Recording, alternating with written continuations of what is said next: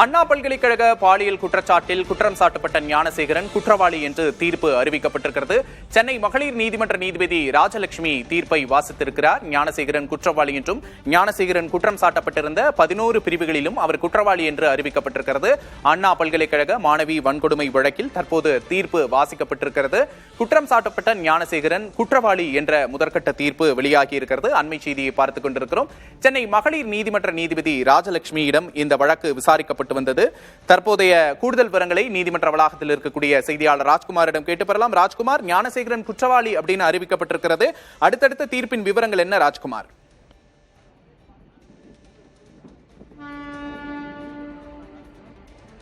இந்த வழக்கை பொறுத்தவரை தொடர்ந்து தீர்ப்பு வாசிக்கப்பட்டு வருகிறது. மகளிர் நீதிமன்றத்தில் நீதிபதி ராஜலட்சுமி தற்போது அண்ணா பல்கலைக்கழக வழக்கில் மாணவி பாலியல் வன்கொடுமை செய்யப்பட்ட சம்பவத்தினுடைய இந்த வழக்கில் தீர்ப்பு வாசிக்கப்பட்டு வருகிறது. ஏற்கனவே குற்றம் சாட்டப்பட்டிருக்கக்கூடிய ஞானசேகரன் குற்றவாளி என நீதிபதி தீர்ப்பை வாசித்திருக்கிறார். எனவே இந்த வழக்கில் மிக முக்கியமாக அவர் மீது குற்றம் சாட்டப்பட்டு இருப்பதில் அவர் குற்றவாளி என தீர்ப்பளிக்கப்பட்டிருக்கிறது.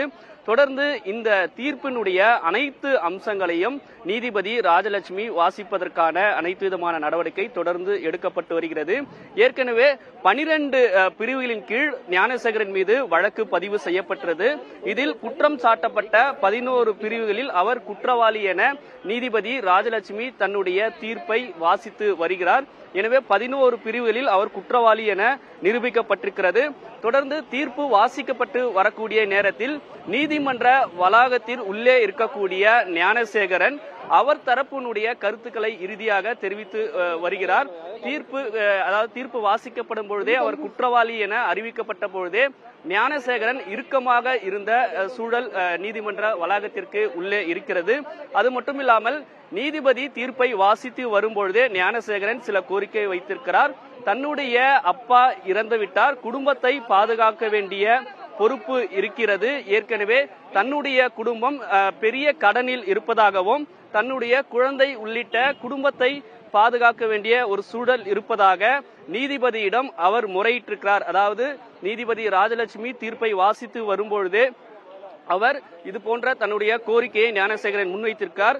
தொடர்ந்து இன்னும் தண்டனை விவரம் குறித்து அறிவிப்பதற்கான நடவடிக்கைகளை நீதிபதி ராஜலட்சுமி மேற்கொண்டு வருகிறார். எனவே தீர்ப்பு இன்னும் முழுமையாக அறிவிக்கப்படவில்லை. தண்டனை விவரம் குறித்து இன்னும் அறிவிப்பு செய்ய இருக்கிறார்கள். தொடர்ந்து நீதிமன்ற வளாகத்தில் உள்ளேயே ஒரு பரபரப்பான சூழல் இருக்கிறது. இன்னும் சற்று நேரத்தில் இந்த வழக்கினுடைய ஒட்டுமொத்தமாக முழுமையான தீர்ப்பு என்ன என்பதை நீதிபதி முழுமையாக அறிவிக்க இருக்கிறார். அதற்கு பின்னதாக இங்க நீதிமன்ற வளாகத்தில் அரசு தரப்பு வழக்கறிஞர் அல்லது சிறப்பு புலனாய்வு குழுவினுடைய பெண் IPS அதிகாரிகள் செய்தியாளர்களை சந்திப்பதற்கான வாய்ப்புகளும் இருக்கிறது. அந்த வகையில் தற்போதைய கள நிலவரமாக மகளிர் நீதிமன்றத்தில் தற்போது இருக்கிறது. விக்னேஷ். ராஜ்குமார், தற்போது ஞானசேகரன் குற்றவாளி அப்படின்னு அறிவிக்கப்பட்டிருக்கிறார். தண்டனை விவரங்கள் தொடர்ந்து அடுத்தடுத்து அறிவிக்கப்படும் அப்படின்னு சொல்லியிருக்கிறீங்க. தொடர்ந்து பேசலாம் ராஜ்குமார்.